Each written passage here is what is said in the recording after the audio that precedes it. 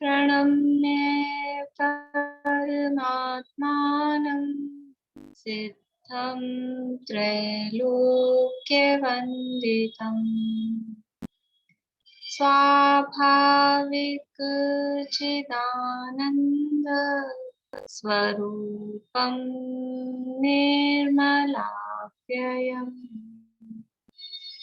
शुद्धजीवादिद्रव्याणां देशिकं च जिनेश्वरम् द्रव्यसंग्रहसूत्राणां वृत्तिं वक्षे समासुतम् जीवमजीवमदव्यम् जिणवरवसेन जीर्णनेत्रेत्थं देविन्दविन्दवन्दं वन्दे तं सर्वदा शिरसा कहे जीव हर वृषभनि लोक में वे वंद्य सुरपति वृंद से वंदन करूं कर जोड़।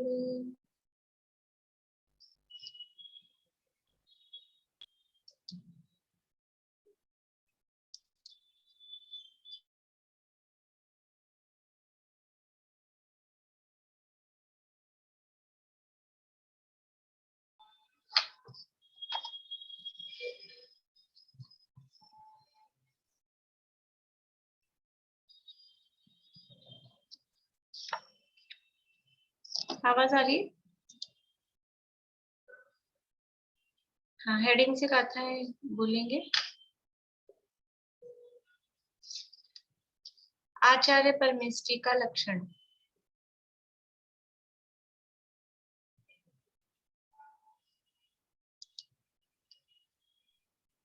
धनसर नान पहाड़े वीर्य चारित वरत वायारे अपम परम च जुंजई सो आयरियो मुनि झेयो।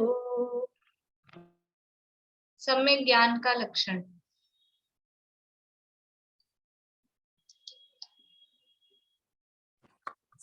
ये गाथा नंबर है 42।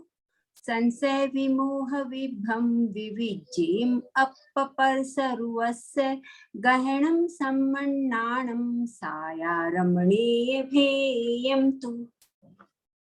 मोक्ष के भेद और लक्षण।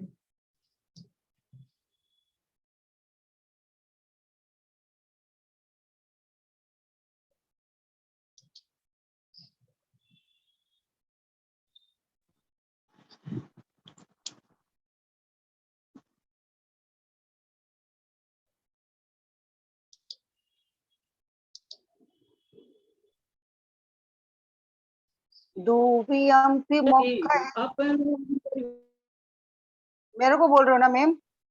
हाँ, आपको बोल रही हूँ, लेकिन आपका गलत है। बोलिए प्रमिला जी। आवाज आ रही है आप लोगों को मेरी? तो फिर इनका नेटवर्क गया है। हाँ, मोक्ष का लक्षण, मोक्ष के लक्षण और भेद। मीना चाची। सर्वस्य कर्मणो जो हेतु अपनो परिणामो नेयो स्वभाव मोक्षो दव्व विमोक्षो यकम भावो। सम्यक दर्शन का लक्षण।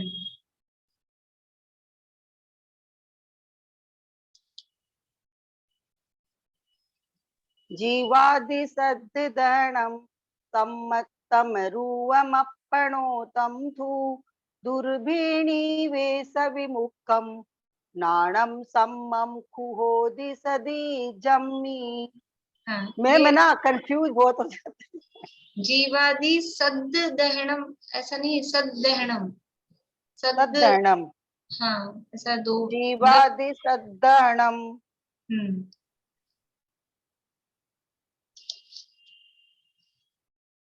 अरहंत परमेष्ठी का लक्षण।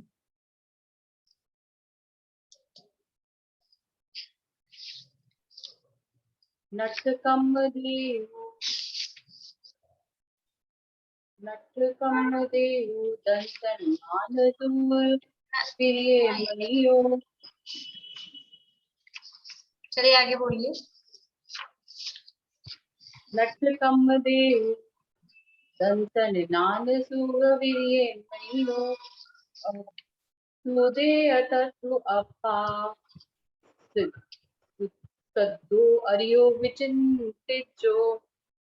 गाथा तो मतलब गाथा तो ठीक है, लेकिन ऊपर वाली लाइन गड़बड़ है।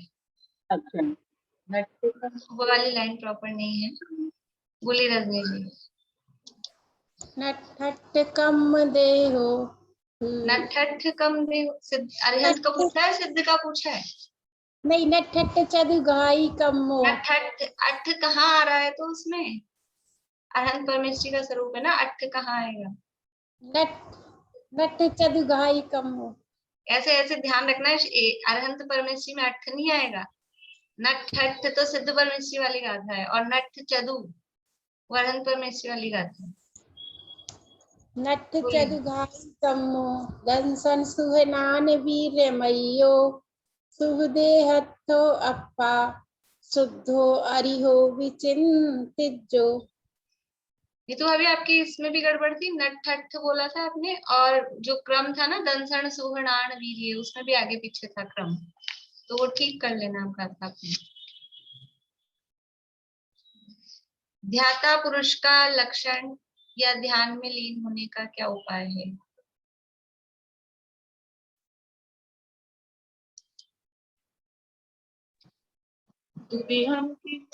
मामुझ मारज मागुस इटणी कियतेसु तिरनिचय जय चित्तम विचित्र झाड़प सिद्धिये।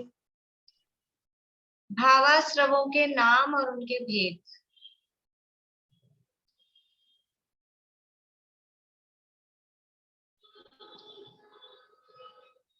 आज केवल तीसरा अधिकारी पढ़ के आए हैं क्या? वद समिति गुत्यो धर्म। मद समिति किसका है? भाव आश्रव पूछा है, भाव आश्रवों के।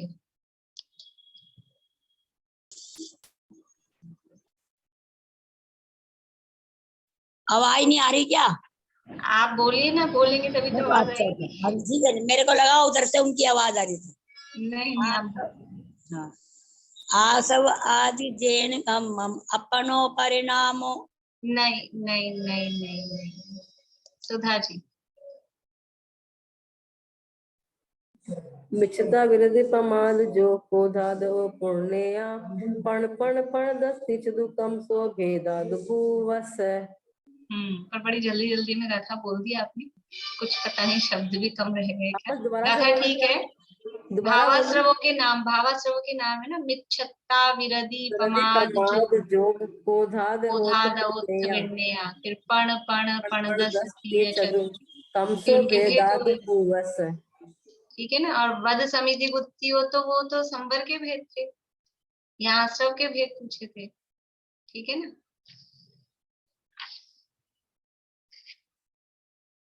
निश्चय चारित्र का लक्षण।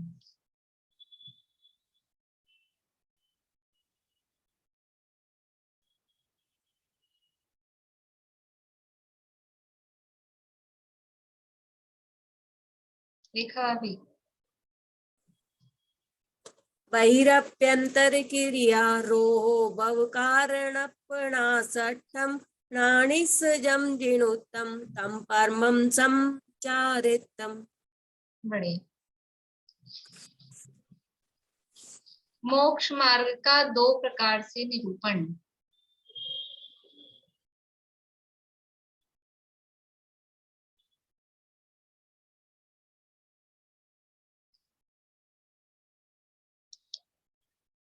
ये तो संबद्धन से नानम है, लेकिन जो आपने पहले पूछा था ना मोक्ष का, उसमें भी ये वाली गाथा नहीं आ सकती थी?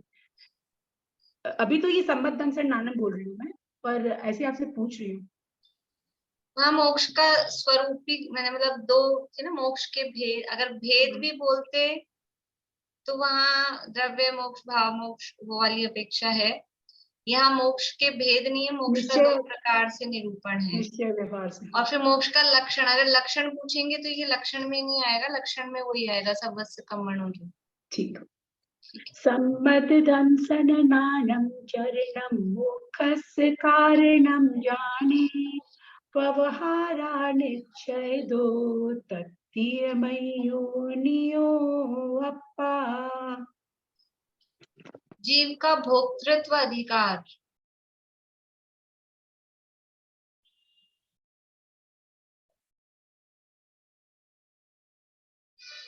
अनीता जी आप बताना चाहेंगे? नहीं, ठीक है। वेणु जी। व्यवहारासु दुःखम् उग्गलकम् फलं पभुञ्जेदि आदानिच्छेनेदो चेदन् भावं कुवादस्ते। ठीक।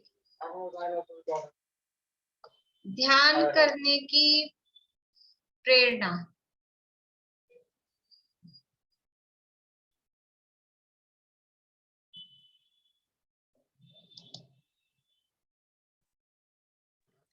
फोर्टी 47 नंबर की गाथा है।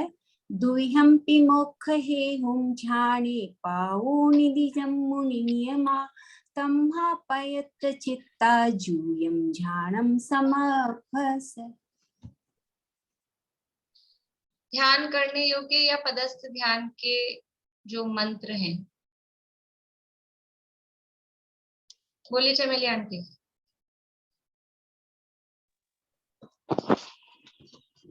परमेट की वाची, पहले वाली लाइन, हाँ ये नीचे की लाइन हो, नीचे की आगे, ऊपर की स्टार्टिंग में है। एक बार एक लाइन बताना हल्की सी। 38 16 56 14 मेघम जवे जे परम 38 16 56 14 मेघम च जवे जाए परमेठि वाचयानम अन्नम च गुरुवै सेन। बढ़िया। साधु परमेष्ठी का लक्षण,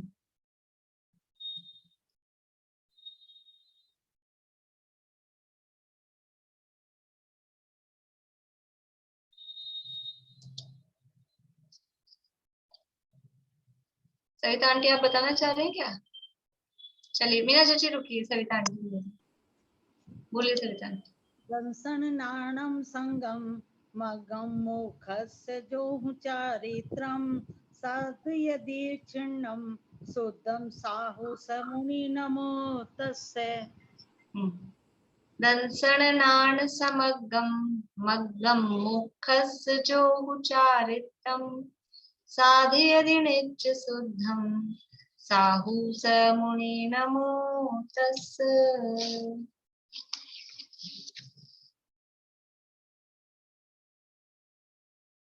जीव का निश्चय से और व्यवहार से लक्षण,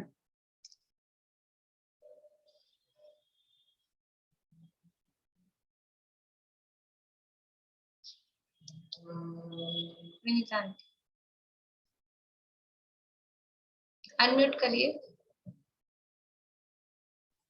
चिक्काले चदुपाना इंद्र बल आयु आन पानो ये व्यवहारासो जीवा चेदन भावम। नहीं, मीना चाची। मग्गण गुंठाने आएगा, ये समणा नहीं, वहां लक्षण नहीं था मग्गण गुंठानी में, उसमें लक्षण नहीं कहा था। देखो जो ये गाथा है ना,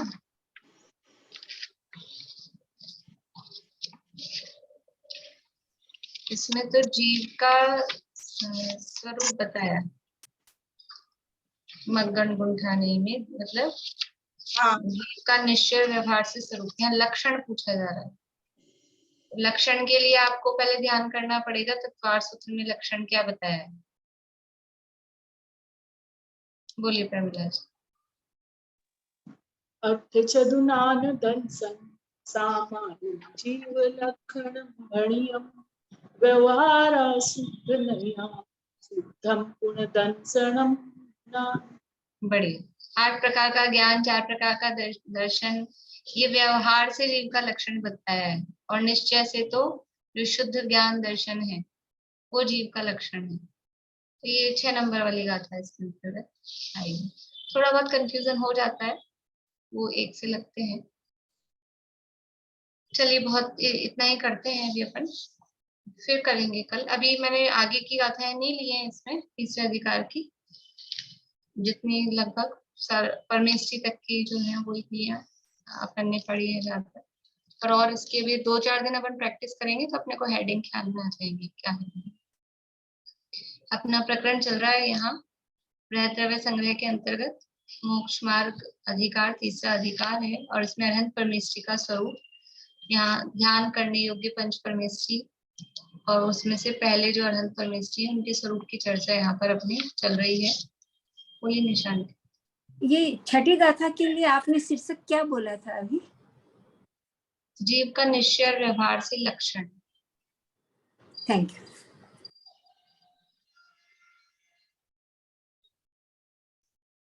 पचासवीं गाथा है, बोलिए निशान। ये जो अभी लास्ट की गाथा ना, ये मैं भी नहीं समझी। ये आपने लक्षण पूछा ना जीव का निश्चय और व्यवहार से, तो ये कौन सी गाथा में बताया इन्होंने अभी? ये छठी गाथा। छठी गाथा चदु भाई वो है ना, ये चदु चदु नान दंसन। नान दंसन तो जीव का लक्षण यही तो है, ज्ञान दर्शन।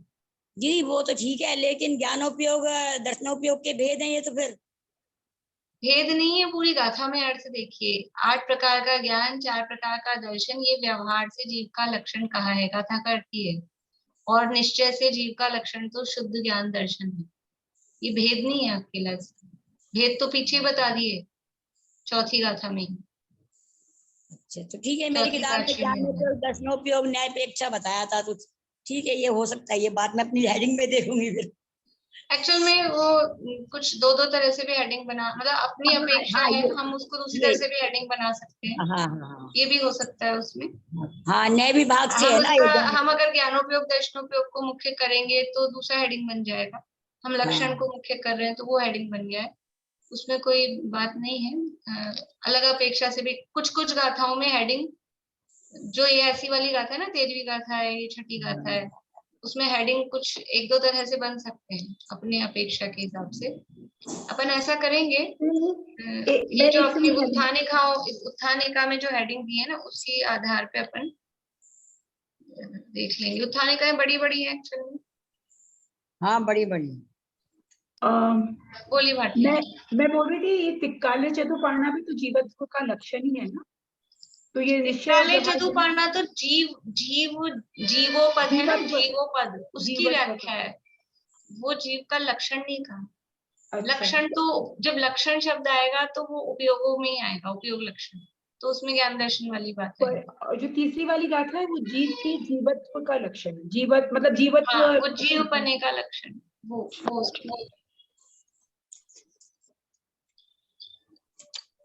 चलिए 50वीं गाथा का पाठ करते हैं।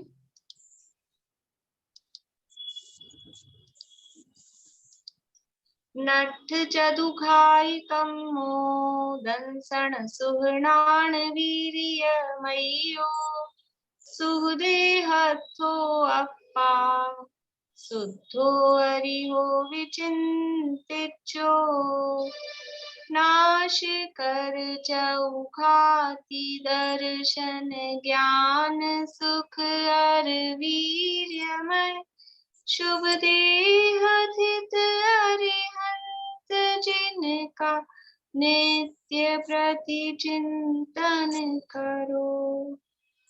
जिन्होंने 4 घातिया कर्म नष्ट किए हैं, जो अनंत दर्शन ज्ञान सुख वीर्यमय है, जो उत्तम देह में विद्यमान है, और जो शुद्ध 18 दोष रहित हैं, ऐसे आत्मा अरहंत हैं, उनका ध्यान करने योग्य है।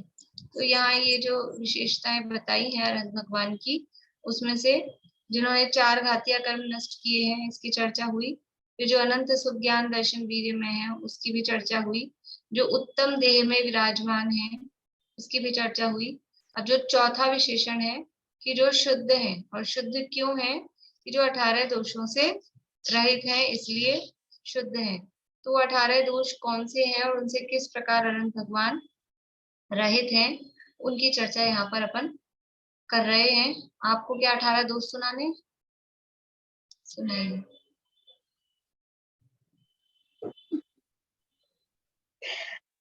क्षुधा, तृषा, भय, चिंता, वृद्धावस्था, रोग, मृत्यु, खेद, स्वेद, मद, अरति, विस्मय, जन्म और निद्रा और विषाद।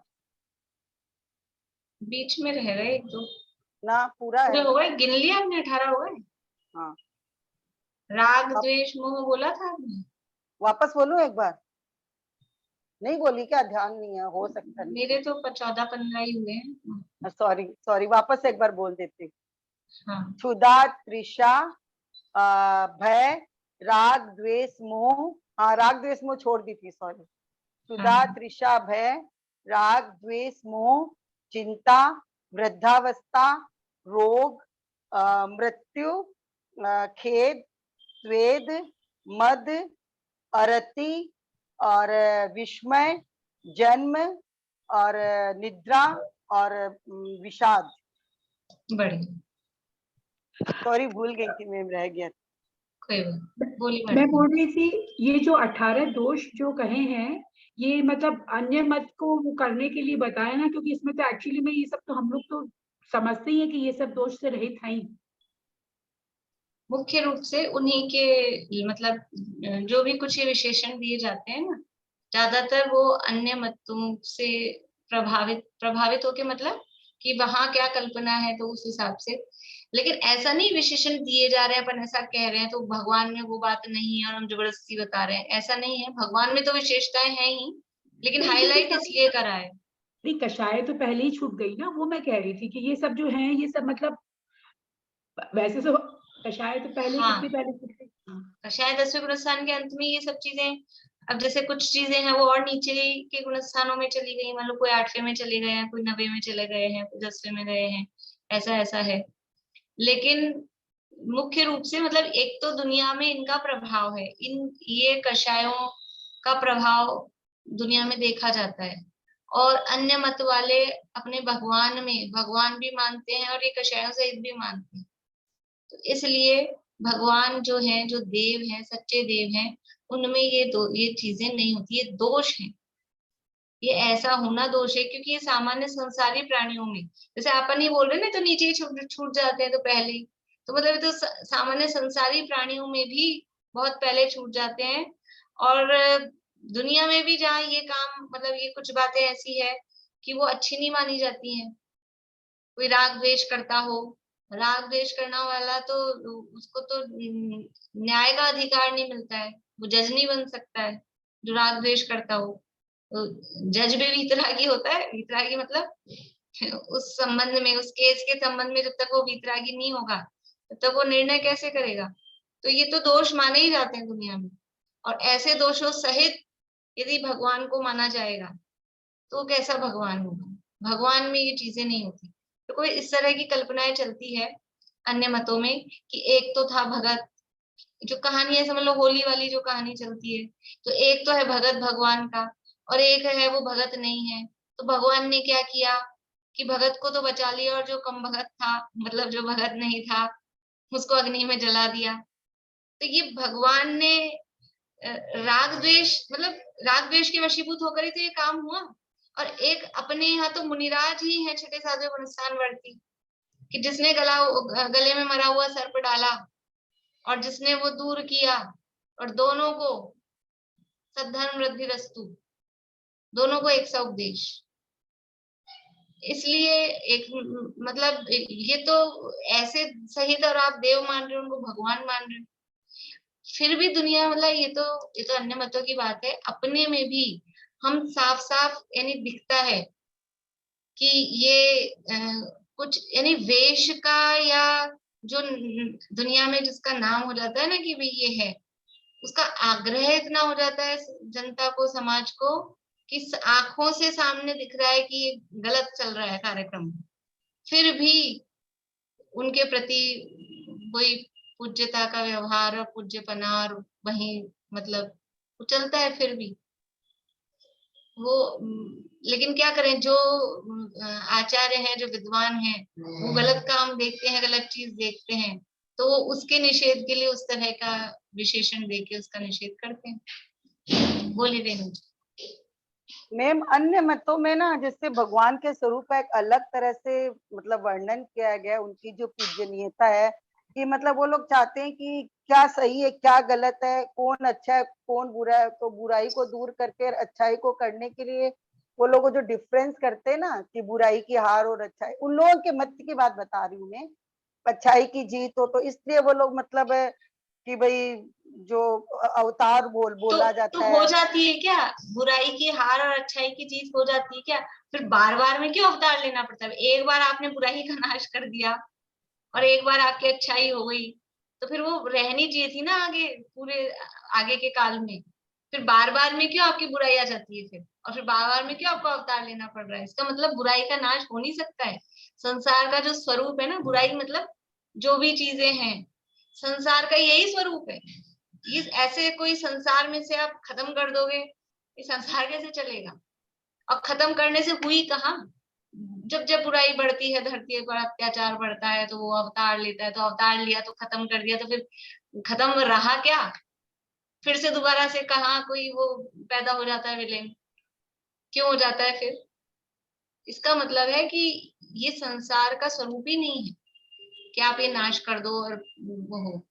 अब यहाँ इसलिए आत्म कल्याण का मार्ग है, अपना कल्याण, दुनिया के कल्याण के लिए, संसार में से बुराई का नाश करने के लिए आप खुद रागी द्वेषी होके जन्म जरा बुढ़ापा इसमें पड़े हो, ये कौन सी अच्छी बात है? दया करो पहले अपने पर, पहले अपना कल्याण होना चाहिए। और जो अपना कल्याण करता है, जो निज को कल्याण करत है, ताही पर कल्याण बनत है, ऐसी कुछ लाइन है किसी भजन की। जो अपना कल्याण करते हैं उनके माध्यम से जगत का कल्याण अपने आप होता है। और जो जगत के कल्याण के लिए लगे हैं ना, उनका खुद का भी कल्याण नहीं हो रहा, जगत का तो होना ही नहीं है। जगत में से बुराई का सर्वथा नाश कभी हो सकता है क्या? हो ही नहीं सकता है। और जब काल आएगा ऐसा अपने आप हो जाएगा, जब पहला दूसरा तीसरा काल आएगा, तो कोई लड़ाई झगड़ा कोई बुराई वो आप करना चाहोगे तो भी नहीं होगी। वो ये तो जो जगत का स्वरूप है, जिस काल में जहां जैसा स्वरूप है वहां वैसा चलेगा। बुराई का नाश करना था, नरक में जाके क्यों नहीं किया? सारे नरकियों को सुधार देते। यही यही बुराई का नाश करना है खाली। इसलिए वो खाली कल्पनाएं हैं, वो होता नहीं है ऐसा कुछ। इसलिए वहां जो भगवान बनने की कल्पना है वो भगवान नहीं है। जो इस तरह से रागी द्वेषी है, गृहस्थ दशा में रागी द्वेषी हो सकता है, लेकिन आप राग द्वेष से सहित उसी अवस्था में उनको भगवान मान रहे हो, वो पॉसिबल नहीं है। भगवान रागी द्वेषी नहीं होते, ये दोष है। राग द्वेष मोह ये दोष है। ये तो सामान्य संसारी जीवों में, टीचर अगर राग द्वेष करे ना नंबर देने में, तो वो टीचर अच्छा नहीं मानाता है स्कूल में ही, इतने से में। तो जो भगवान, ये तो समझ लो थोड़ा बहुत भी जो विचारक चिंतक होते हैं ना, एक मैथिली शरण गुप्त हुए हैं कवि भारत के, तो वो ऐसी कविता है उनमें, उसमें एक लाइन है कि ऊपर की लाइन याद नहीं आ रही, कि प्रार्थना की रिश्वत पर कर देता है जो माफ, ऐसे भगवान, ऐसा भगवान क्या करेगा इंसाफ, ऐसा कुछ लाइन है कि जो प्रार्थना की रिश्वत पर, हमने भगवान से प्रार्थना की और भगवान ने हमारी सुन ली और हमको माफ कर दिया, तो ये क्या भगवान हुआ कि किसी की सुन रहा है, राग द्वेष कर रहा है? ये कोई भगवान बनने का लक्षण नहीं है। बोलिए भाई जी। जैसे हमारे यहाँ आता ना कि किसी को नरक गति का बंद हो जाता तो उसके संयम के भाव प्रकट नहीं होते, ऐसे दीक्षा ले। ऐसे उनके यहाँ कहा जाता है कि जिसकी गति खराब होनी होती है, जाहे विधि दारुण दुख दोही, ताकि बुद्धि पहले ही हर ले। मतलब यहाँ तक यहाँ तक भगवान को कर्ता मानते हैं कि वो सब उनकी इच्छा से चलता है। उनको अपनी मतलब जो है स्थापना करनी है, तो उन्होंने राक्षस पैदा कर दिए और उनको मार दिया, तो मतलब उनकी वाई हो गई। ऐसा जो है उल्टा सीधा कथन आता है। हाँ, ये तो ऐसा हो गया जैसे वो पिक्चर्स में दिखाते ना, है तो कोई गुंडा बदमाश, लेकिन अपने को अच्छा दिखाने के लिए 2 आदमी भेजता है लड़की को परेशान करने को, फिर वो उसको छेड़ रहे होते हैं, फिर खुद आके उसको बचाता है, तो खुद हीरो बन जाता है। ऐसे भगवान कि पहले तो अपने भक्तों को परेशान करवाते हैं और फिर खुद उनको परेशानी दूर करा के भगवान बन रहे हैं। इसलिए 5वें अधिकार में तो ऐसे काफी तर्क दिए ना मोक्षम हाँ, प्रकाशक में, बहुत तर्क दिए, मोक्षम प्रकाशक में खूब सारे दिए हैं ये सब। अभी आगे यहाँ अपने न्याय का प्रकरण आने वाला है अगले 3-4 पेज में, पूरा 4 पेज में न्याय का प्रकरण आने वाला है। किस तरह से सर्वज्ञ भगवान की सिद्धि की, वो क्या मानते हैं। ये तो अपने क्या, ये तो अपने में चलते हैं इस तरह के जो ये है ना चर्चा। और जो विद्वान शास्त्रार्थ करते हैं अन्य मत वाले और जैन मत वाले, वो तो सिद्धांतों पे करते हैं। वो कहते हैं कोई सर्वज्ञ नहीं होता, वो ऐसा कहते हैं। तो अभी आगे आएगी चर्चा, अभी तो अपने दोषों पे ही चर्चा कर लेते हैं। मेरे ख्याल से आज तो इतना ही हो पाएगा। देखिए क्या है, शुद्धा के संबंध में अपनी चर्चा चली रही है। शुद्धा और तृषा अनंत भगवान के नहीं होते हैं, वो तत्वार्थ सूत्री क्लास में। भय नहीं होता है भगवान को, उसके लिए भी बताया था। किसी प्रकार का कोई अस्त्र शस्त्र आदि उनके हाथ में नहीं। अगर अस्त्र शस्त्र होता है, साफ साफ ही दिख ही रहा है, तो वो तो भय का प्रतीक है ही। और नहीं भी दिख रहा है, मान लो किसी के पास नहीं है, तो भी अंदर से वो भय होना, वो भगवत्ता का प्रतीक नहीं है। भय होता है वो कषाय है, और कषाय है वो संसारी पने का ही लक्षण है। द्वेष राग मोह, यानी राग द्वेष मोह, ये तो सबसे बड़े संसार के कारण है, सबसे बड़े दोष है समझ लीजिए। और जहां राग द्वेष मोह है, बाकी वहां सारे जितने भी दोष हैं वो आ ही जाते हैं। इसलिए ये भी भगवान में नहीं होते हैं। चिंता भगवान में नहीं होती है। क्यों नहीं होती है? क्योंकि वो देखो, कुछ जो दोष हैं वो इसलिए नहीं होते हैं क्योंकि वो वीतरागी हैं, और कुछ दोष हैं वो इसलिए नहीं होते हैं क्योंकि वो सर्वज्ञ हैं। तो शुद्धा तृषा ये क्यों नहीं होते हैं उनके? क्योंकि वो वीतरागी हैं। वीतरागी हैं मतलब मोह उनका नष्ट हो गया है, और मोह के उदय में वो असाता वेदनी है, अपना काम कर दिखाता है। अभी अपने को, क्योंकि अपन 2 ही कर्म देख रहे हैं, बाकी अपन वहां 4-5 तर्कों से वहां चर्चा कर ही रहे हैं, इसलिए क्षुधा तृषा उनके नहीं होती। भय, क्योंकि ये कषाय का काम है। द्वेष राग मोह ये सब कषाय के काम है, इसलिए क्योंकि वो वीतरागी हैं, इसलिए ये चीजें उनके नहीं है। चिंता है, यद्यपि ये भी कषाय रूप ही है, लेकिन अल्पज्ञता में चिंता होती है। कम जानते हैं, नहीं जानते हैं, तो चिंता होती है। और क्योंकि वो सर्वज्ञ हो गए हैं, इसलिए चिंता का काम नहीं है। वृद्धावस्था, वृद्धावस्था अभी मोह का काम है क्या? वास्तव में तो शरीर का परिणमन है, और अनंत भगवान का शरीर भी इस रूप में परिणमन हुआ है उसका। इसको अपन शारीरिक परिणमन के रूप में भी कह सकते हैं, शुद्धा तृषा वृद्धावस्था, क्योंकि उनका शरीर ही इस तरह का परमोदायिक हो गया है कि अब उसमें भूख प्यास नहीं लगती है, बुढ़ापा नहीं आता है, रोग नहीं होता है। भगवान के रोग मानना, ये सब भगवान का अवर्णवाद है। भगवान के रोग होना मानना। अब भगवान के रोग हो जाएगा, मतलब ऐसा लगता है ना कि जिसके खुद के ही रोग हो गया, वो खुद ही कोई अपने को बहुत इलाज बताता हो कि है ना, आपकी ये तकलीफ है, ये उपाय करो, ये उपाय करो, इससे 100% कोई भी घरेलू समझ लो दूसरे उपाय बताते हो, और जो वो उपाय बता रहा है वो खुद ही उस कष्ट से पीड़ित है। तो अपने को कैसा लगेगा? अपने को विश्वास होगा उसकी दवाई, मतलब वो जो इलाज बता रहा है उसके इलाज पे, उपचार पे अपने को विश्वास होगा कि यदि ये इसका उपचार है तो तुम खुद क्यों नहीं कर रहे हो अपने ऊपर, और फिर तुम्हारे ऊपर क्यों नहीं चल रहा है वो? तो जो खुद ही रोग से पीड़ित है और फिर दुनिया के सामने भगवान बन के खड़ा है, वो खुद का इलाज नहीं कर पा रहे हैं, फिर हमारे क्या दुख दूर करेंगे? जो रोग का मतलब भगवान दुखी है। अब भगवान दुखी है तो हम तो क्यों जा रहे हैं भगवान के पास में कि हमारा दुख दूर कर दो? तो जब आप खुद ही अपना रोग या दुख दूर नहीं कर पा रहे हो, तो हमारे क्या दुख दूर करेंगे? फिर कैसे भगवान? मतलब जो भगवान को ये दुख दूर करने वाला मानते हैं वो भी सोचे ना ये बात। इसलिए भगवान के रोग होना ये भी तीव्र साता वेदनी कर्म के उदय या शरीर समझ लो तत्संबंधी नाम कर्म के उदयों में इस तरह का काम होता है। सबसे बड़ा लॉजिक कर्म की तरफ से देखें ना तो जितनी भी अप्रशस्त प्रकृतियां हैं उनका अनुभाग बिल्कुल न के बराबर हो जाता है। अभाव हो जाता है ऐसा तो नहीं कहेंगे क्योंकि कर्णानुयोग की बात है। अभाव तो नहीं होता है, अप्रशस्त प्रकृतियों का उदय भी रहता है, लेकिन वो जो उदय है वो न के बराबर है। वो कुछ काम दिखा सके, कुछ काम कर सके, ऐसा नहीं होता है।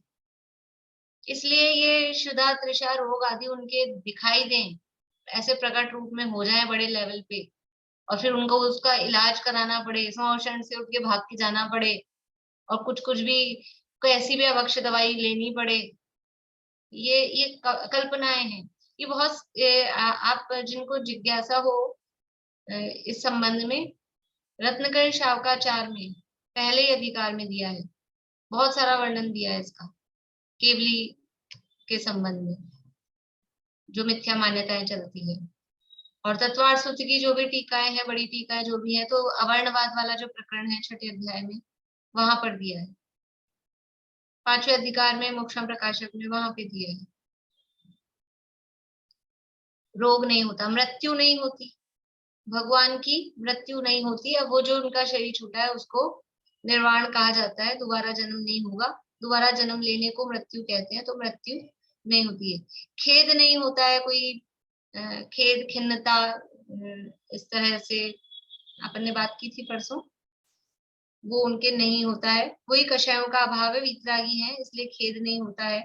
स्वेद पसीना नहीं आता है, वही ये शरीर के समझ लीजिए इस तरह का परिणमन हुआ है कि अब उसमें पसीना नहीं आता है।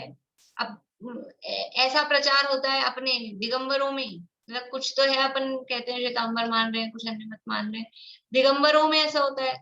और उसके नाम पे भीड़ उमड़ती है कि भगवान को पसीना आ गया, चलो दर्शन करने के लिए बसें भर भर के जाती हैं। क्यों? क्योंकि किसी क्षेत्र में भगवान के पसीना आ गया। भगवान के पसीना आ गया, ये तो मुंह छुपाने जैसी बात है, इसका प्रचार करने जैसी बात है क्या?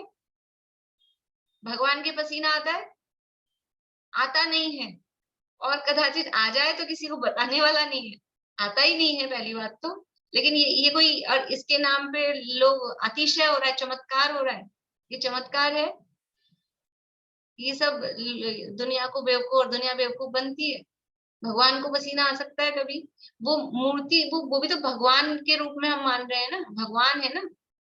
और अगर कुछ ऐसा हो रहा है कि वहां पानी दिख रहा है कि कुछ हो रहा है, तो वो खुदगल का कुछ परिणमन है, तो उसका प्रचार करने की जरूरत है। और इस नाम पे कि भगवान को पसीना आ गया, भगवान क्या वहां बैठे बैठे कोई पत्थर उठा रहे थे, पसीना क्यों आ गया? देखो अभी भी ऐसा मौसम होता है ना, ये अभी मौसम चल रहा है गर्मी का, पसीने वाला, तो भी पसीना किसको आता है ज्यादा? जो वहां गैस के पास खड़ा है, किचन में काम कर रहा है, या कोई बहुत भागा दौड़ी चलना फिरना पैदल वो कर रहा है। जो शांति से बैठा है उसको ऐसा पसीना नहीं आता है कि मतलब जैसा वो भाग दौड़ काम करने वाले को आएगा। तो भगवान क्या कर रहे हैं? कौन सी उठापटक कर रहे हैं जो उनको पसीना आ रहा है वहां? इसलिए भगवान के पसीना आना, और भी अपन ने चर्चा की थी, महापुरुषों के नहीं आता है सामान्य रूप से गृहस्थ अवस्था में, तो फिर आप भगवान के पसीना, इसलिए ये बताइए स्पेशली ये चीजें कि अपने में भी, चाहे अन्य मत वाले कुछ कह रहे हैं, अपने में भी इस तरह की बातें, थोड़े दिन बाद अपने में भी भगवान को खिलाने लग जाएंगे कि भगवान ने पी लिया। जैसे एक दिन गणेश जी ने दूध पी लिया था बहुत साल पहले, ऐसे अपने कोई चमत्कार दिखाने को, किसी क्षेत्र को प्रसिद्ध करने को वहां भगवान को कुछ खिला पिला देंगे। तो इसलिए पहले कह रहे हैं कि भगवान के क्षुधा नहीं है, तृषा नहीं है, रोग नहीं है, उनको सर्दी गर्मी नहीं लगती है। ये कहे हैं लेकिन ये होता नहीं है। राग द्वेष मोह नहीं है, चिंता नहीं है, निद्रा नहीं है, पसीना नहीं है। मद यानी घमंड, अब इसमें भी मुख्य रूप से वही जो अन्य मतों में भगवान की कल्पनाएं हैं, तो भगवान कोई अपने अहंकार रहता है, घमंड में रहते हैं। भगवान के मद नहीं है, मद भी वही मोहजन्य कार्य है और वो वितरागी हो गए हैं। तो चाहे कुल का, जाति का, बल का, रूप का, ऐश्वर्य का, भगवान पने का, किसी भी तरह का मद उनको नहीं है। बोलिए रेणु जी। मैम ये जो 18 दोष से जो रहित जो नाम है वो कौन से सर्वज्ञता के साथ आएंगे, कौन से वितरागता के साथ आएंगे? जैसे अलग अलग होगा क्या इसका पार्ट, मतलब कुछ अपन छाट रहे हैं, कुछ शरीर के मतलब परमौदारिक पने से संबंधित हैं। जैसे जो स्पष्ट रूप से दिख रहे हैं, भय है, राग द्वेष मोह है, ये तो वितरागता से संबंधित है। राग द्वेष मोह तो कषाय से हो जाएगा ना? हाँ, कषाय से हो रहे हैं ना, तो कषाय का अभाव वो वितरागता हुई, इसलिए उसको वितरागता से संबंधित। और ये चिंता है, विस्मय है, ये सर्वज्ञता वाले एक दो ही हैं मुख्य रूप से। और वो भी बारीकी में जाके देखेंगे तो वितरागता से भी जुड़ेंगे, ऐसा नहीं है कि अकेला सर्वज्ञता से ही जुड़े। मेन तो वितरागता से ही है, क्योंकि ये वीतरागी में ये दोष नहीं होते, ऐसा कहा गया है। तो वास्तव में वो मोह राग द्वेष से रहित हैं, वितरागी हैं, इसलिए सारे दोष उसमें नहीं है। और उसमें साथ में एक दो चीजें अपन सर्वज्ञता के साथ जोड़ दें। मत हो गया। अरति, अरति यानी असुहावनापना लगना, वो भी यही राग द्वेष के कारण होता है, कषाय के कारण होता है, वो भी उनके नहीं है। विस्मय, आश्चर्य, तो आश्चर्य भी जो कषाय सहित जीव है और जो अल्पज्ञ है उसको होता है, तो आश्चर्य का भी काम नहीं है। जन्म नहीं है, भगवान का जन्म नहीं होता। निद्रा, नींद नहीं आती भगवान को, क्योंकि ये भी दर्शनावरण कर्म के उदयजन्य काम है। और विषाद, ये भी दुख शोक टाइप की जो परिस्थिति है, ये सब भगवान परमात्मा वह आप्त है। इन दो श्लोकों में कहे हुए 18 दोषों से रहित होने के कारण शुद्ध है। जो अरहंत भगवान का ना शुद्धो अरिहो, वो अरहंत भगवान शुद्ध हैं। तो वो शुद्ध क्यों हैं? क्योंकि इन 18 दोषों से रहित हैं। जो शुद्ध होगा वो अरहंत है, अरहंत भगवान शुद्ध होते हैं। तो शुद्ध का मतलब क्या है कि इन सब 18 दोषों से रहित हैं। अलग अलग करके सामान्य रूप से कहेंगे तो वितरागी हैं, एक शब्द में भी सारी बात आ गई। लेकिन अलग अलग करके इसलिए कहा कि वितरागी कहने से ख्याल में नहीं आता है, तो एक एक चीज को अलग अलग करके यहाँ पर बताया गया है। अप्पा, ऐसे विशिष्ट गुणों युक्त आत्मा है, ऐसे जो आत्मा है शुद्ध। और ऊपर जो बताया नट्ठ चतु घाई कम्मो दंसण सोह नाण वीर्य मयो सुदेहत्तो और अप्पा, ऐसे जो आत्मा है वो शुद्धो अरिहो विचिंतिज्जो। तो अरिहो शब्द बता रहे हैं। अरिहो, अरि शब्द से वाच्य, अरि यानी अरि का मतलब होता है, शब्दार्थ होता है शत्रु। तो शत्रु कौन है अरहंत भगवान का? कौन शत्रु है? पार्श्वनाथ अरहंत का शत्रु कमठ, ऐसे शत्रु हैं। ये ऐसे कोई शत्रु नहीं है अरहंत भगवान के, ऐसा कोई शत्रु नहीं होता। वो उपसर्गपन तो होता ही नहीं, अरहंत दशा में तो संभव ही नहीं, उससे पहले ही उपसर्ग का अभाव हो जाता है। तो फिर आदि कौन है कि जो घातिया कर्म थे, अपने जो मोह राग द्वेष के परिणाम है, और ये जो कर्म बंधे ज्ञानावरण दर्शनावरण आदि, ये भी जो खुद के स्वभाव की विराधना की खुद ने, खुद की अपराध के कारण जो बंधे थे, वही शत्रु है और कोई दूसरा शत्रु नहीं है। खुद के द्वारा बांधे गए जो कर्म हैं वही शत्रु है। तो ये घातिया कर्म शत्रु है, क्योंकि वो घात करते हैं, हमारे गुणों का घात करते हैं। इसलिए अगर शत्रु रूप में भी यदि किसी को कहना है तो वो है ये घातिया कर्म। तो इन घातिया कर्मों में से अब अलग अलग कर रहे हैं। अरि शब्द से वाच्य है मोहनीय कर्म, क्योंकि संसार का बीज, संसार का हेतु क्या है? वो मोह, वही है। इसलिए शत्रु घातिया कर्मों में भी अगर देखा जाए तो शत्रु कौन है? केवल केवल केवल एकमात्र मोहनीय कर्म। क्यों है? क्योंकि नवीन कर्म बंध उसी के कारण होता है। नए कर्म बंध का कारण क्या है? एकमात्र 8 कर्मों में से एकमात्र मोहनीय कर्म वही नए नए कर्म बंध का कारण है। इसलिए अरि शब्द से वाच्य वो मोहनीय कर्म, रज शब्द से वाच्य ज्ञानावरण और दर्शनावरण, ये 2 कर्मों का, और रहस्य शब्द से वाच्य अंतराय कर्म का। इस प्रकार चारों कर्मों का नाश करने के कारण इंद्र आदि द्वारा रचित गर्भावतार, जन्माभिषेक, तप, केवल ज्ञान की उत्पत्ति और निर्वाण नामक 5 महाकल्याणक रूप पूजा के योग्य हैं। इस कारण अरहन कहलाते हैं। देखिए ये यहाँ तो यही दिया था, शुद्धो अरिहो विचिंतित, जो अरिहो शब्द दिया था उस अरिहो शब्द का जो यहाँ टीका में अर्थ कर रहे हैं, तो अरि शब्द अलग किया, फिर उससे रज निकाला, और रहस, ये शब्द कहाँ मिलते हैं? अरि, रज, रहस, सुने हैं कहीं?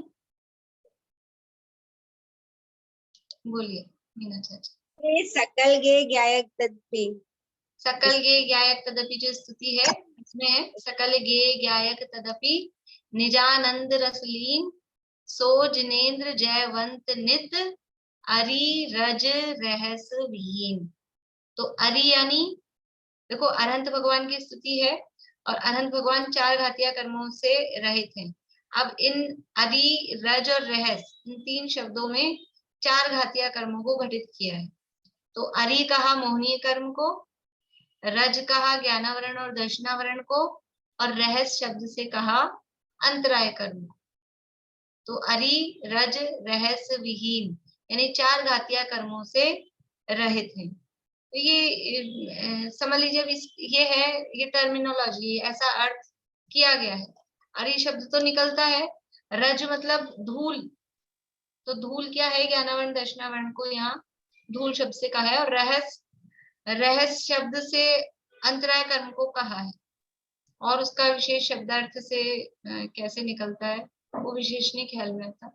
वो ये पूछ रही थी मैं कि ये रहस्य शब्द और रज शब्द, तो ये ज्ञानावरण और दर्शनावरण को धूल कहा है, और रहस्य क्यों, अंतराय को रहस्य क्यों कहा?